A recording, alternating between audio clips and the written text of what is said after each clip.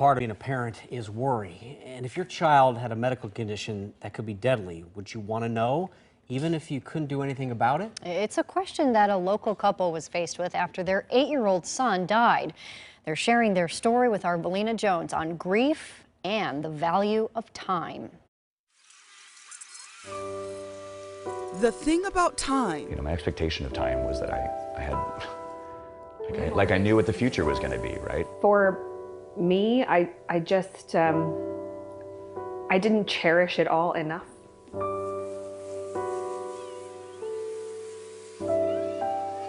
With busy schedules, travel, and balancing work and family life, we always think there's going to be more. And I did not know what the future was going to be. Until one day, just like a final word in a letter. Hello to whom is reading this diary. It stops. My name is Wiley Storment. I'm 8 years old, and I was born in Portland, and I live in a house in the forest. These words. I believe that I will develop technology later on in my life. The first and last entry in the diary of a little boy who had a big personality. Look into the future. And even larger dreams. One of the countless difficult moments of this month was signing his death certificate. So now his parents are continuing his passion for writing. However, 2 fields further down the form crushed me. In their own words. The first said, never worked. The next said, marital status, never married. He wanted so badly to do both of those things. I take solace in the fact that Wiley's death was peaceful. Wiley was warm and happy and asleep in his favorite place next to someone who loved him. If I were to design my own death, it would be exactly that. Time stopped for JR and Jessica Storment on a Wednesday in August. You know, we usually text and we call if I need you to answer right now, and the agreement is if I call, you answer, right? It is important. So I was sitting in this big room with a bunch of people and picked up, walked out, and I literally had just opened the door and was, hey, what's up? And she was like, Wiley's dead. And it was just that. Just a day before, their twin boys were enjoying a playful summer night. The next morning, Mom let Wiley sleep in. And it struck me as weird that Wiley hadn't woken up and joined in, because I could only hear one of them. Jessica knew something was wrong. So my child was laying on his stomach, and I knew then that he was gone. Wiley died of sudden, unexpected death of epilepsy, something his parents never saw coming. It was entirely crushing because it takes everything away from you in just one moment. Their only clue, a diagnosis a year earlier of benign Rolandic epilepsy, after having the first and only seizure his parents know about. Because by definition, a benign condition should not kill you. The pediatrician, basically said, and the neurologists we consulted, they're like, it's the best form for him to get. It only is going to affect him at night, and he's going to grow out of it by the time he's a teenager. But Wiley never grew out of it. Now his parents are looking for ways to prevent other families from wishing they had more time too. Because it's so under-talked about, and we just don't know enough about it to really understand how to prevent it better.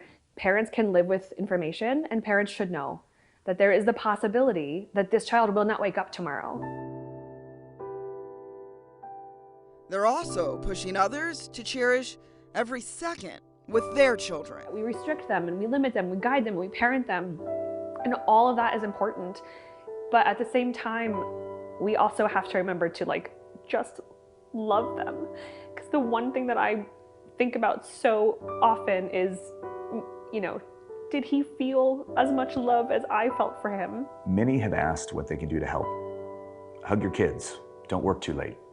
A lot of the things you were likely spending your time on, you'll regret once you no longer have the time. Life looks very different now. Our family of 4 now has to learn how to be a family of 3. And they're holding on to each moment a little bit tighter. If there's any lesson to take away from this, it's to remind others and myself not to miss out on the things that matter.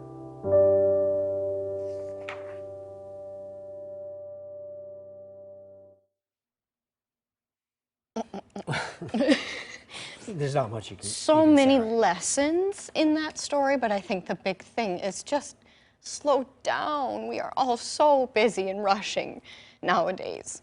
Yeah, it's hard because life requires you to do things but it's just very difficult. Yeah. Well, Valina. she's here. She's here. Let's bring Valina in. You know, beautiful, beautiful story. We need to know more about this. Yeah. They said benign. So let's talk about it. Is this a benign thing people should know about? So, you know, that's the complicated part, right? Doctors say it's a very, very, very low risk. But obviously you can see in their situation, it took away their little boy. So I sat down with the director of the Childhood Epilepsy Program at Dornbecker Children's Hospital to find out more about this. Most children are typically diagnosed with Rolandic epilepsy from the age of 5 to 8 years old, and they grow out of it. Dr. Colin Roberts says sudden unexpected death in epilepsy, known as SUDEP, is extremely rare, affecting 1 in 5,000 children and 1 in 1,000 adults who have epilepsy. Doctors are able to connect the two when there is no other cause of death that can be found, but there's little information on what causes SUDEP. We have known for years that a certain number of people with epilepsy, and this includes kids and adults, die each year for circumstances that we really don't fully understand. We can't attribute to an accident or something else. And this has always been a difficult thing to determine. Is that directly caused by seizures, or what's the relationship there?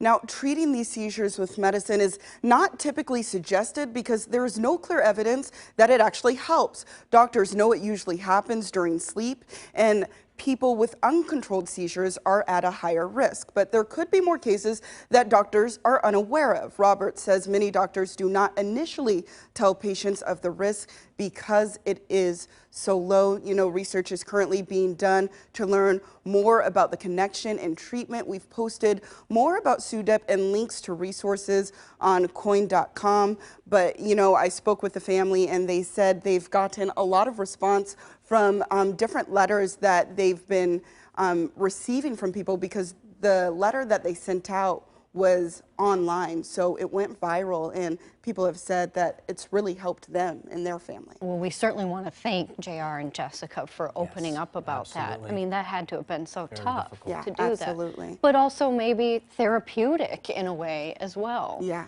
And they said, you know, they want people to ask them about their son, that it is helpful when they're able to talk about it. And again, wanting to raise awareness.